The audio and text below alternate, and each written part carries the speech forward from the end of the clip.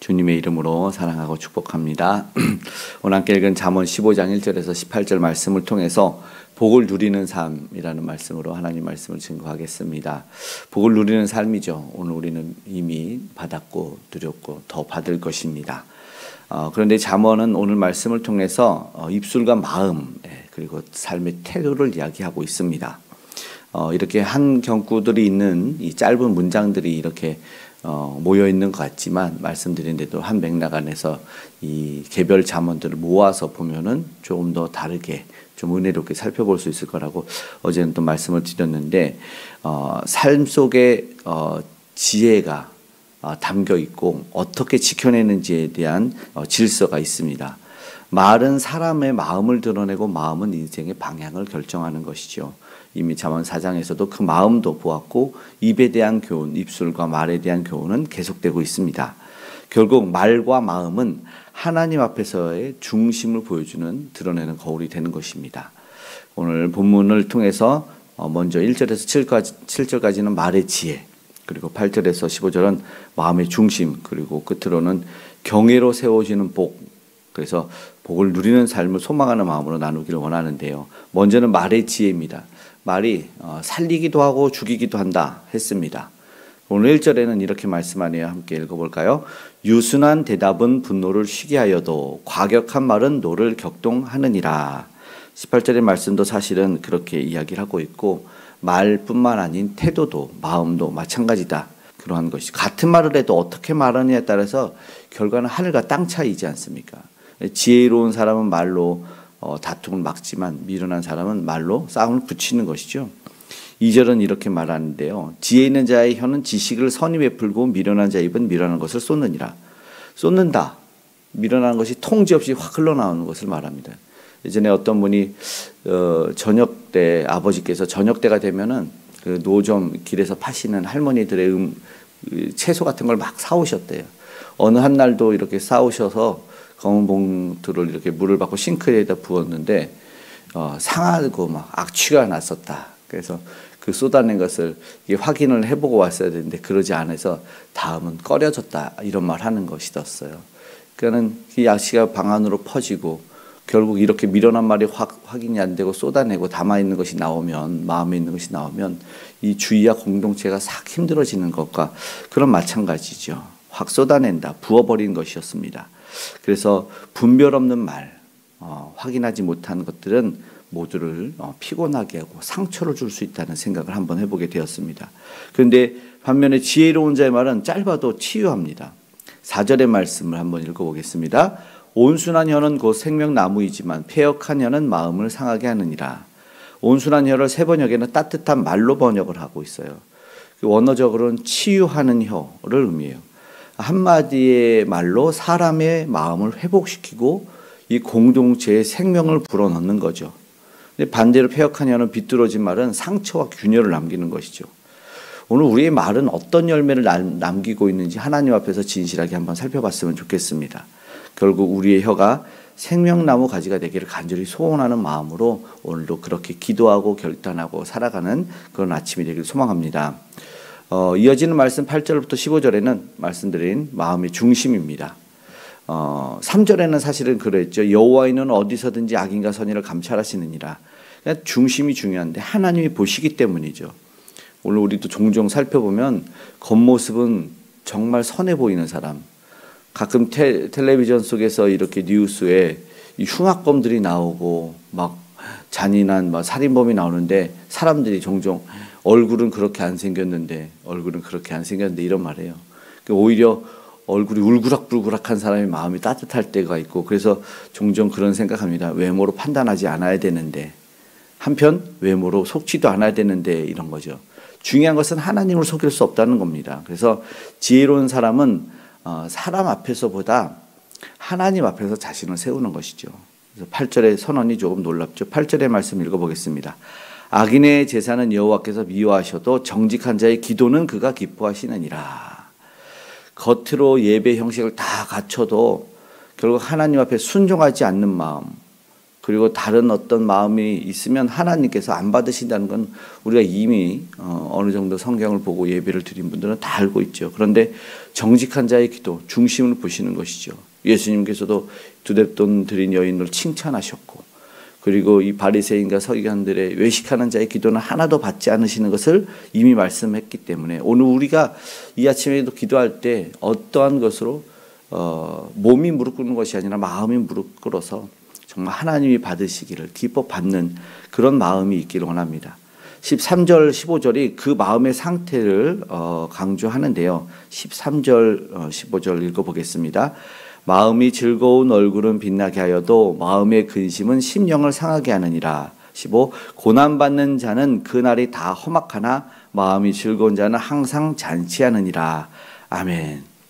이 말씀처럼 항상 잔치하는 마음 되기를 소망하고 축복합니다.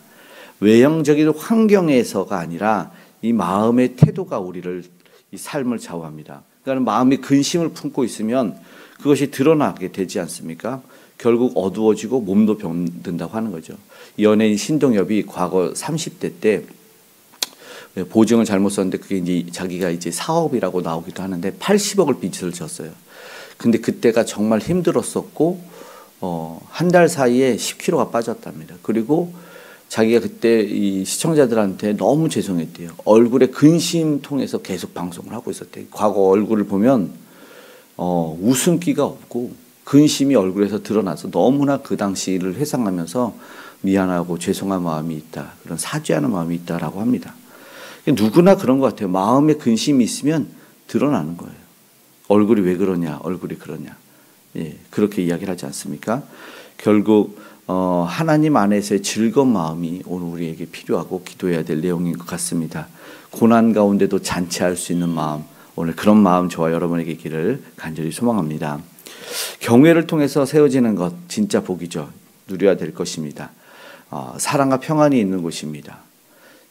가산이 적어도 16절에 여호와를 경외하는 것이 부하고 번대한 것보다 낫다. 그러니까는 사람이 가지면 가질수록 경비를 많이 두고 창고가 커지고 잠 못 자고 그런 것들이 있는 것 같아요.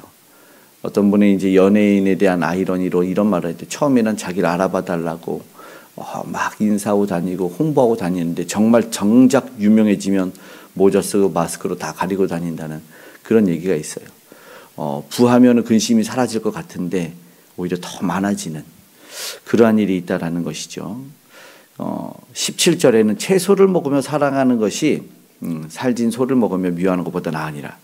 사람 사이의 관계, 이 사랑의 관계, 이 회복된 것이 어쩌면 진짜 부유한 마음 그 자리를 만들어내는 것 같아요. 오늘 우리의 가정과 교회와 공동체 모든 곳에 이런 평안을 잃지 않기를 간절히 소망합니다. 18절에 이런 결론을 내리죠. 읽어보겠습니다. 분을 쉽게 내는 자는 다툼을 일으켜도 노하기를 더디하는 자는 시비를 그치게 하느니라. 분노를 다스릴 줄 아는 사람이 이 평안을 만들어낸다라는 이야기를 하고 싶은 것 같습니다.